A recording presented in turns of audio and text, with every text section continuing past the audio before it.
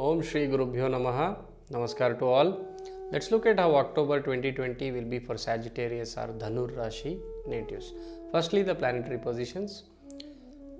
Your Rashi Lord, that is Jupiter, is in 1, that is the first house. Saturn in the 2nd, retrograde Mars in the 5th, Rahu in the 6th, Venus in the 9th, Sun in the 10th, Mercury in the 11th, and finally Ketu in the 12th house. Many planets are in positive positions for you in this month, including your Rashi Lord. Yes, definitely Jupiter may not be in a very good position, but still being a Rashi Lord located in the Rashi, he may not be that negative as well. So you have Mercury, Rahu, Sun and Venus, they are all in favorable positions for you. This definitely is going to be a better month for your progress. Your courage as well as your competing spirit will be very high this month. Health, if you have not been healthy so far, then your health will recover. Your mind may lean towards spirituality.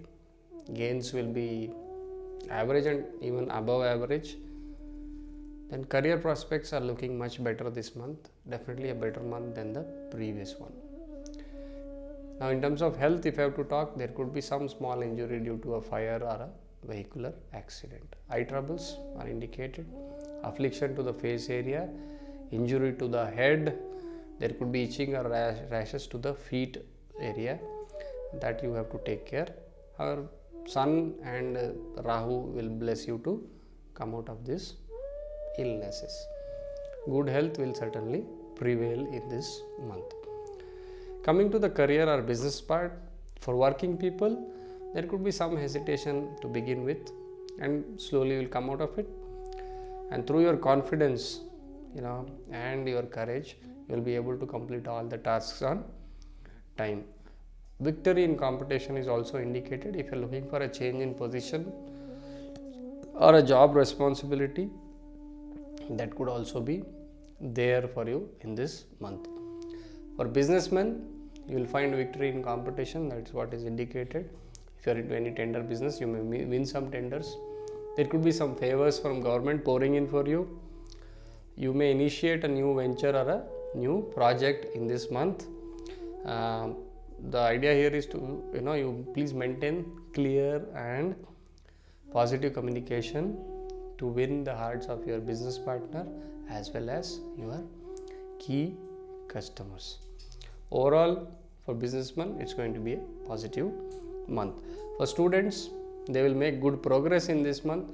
If they are participating in any competitive exams, they might emerge victorious.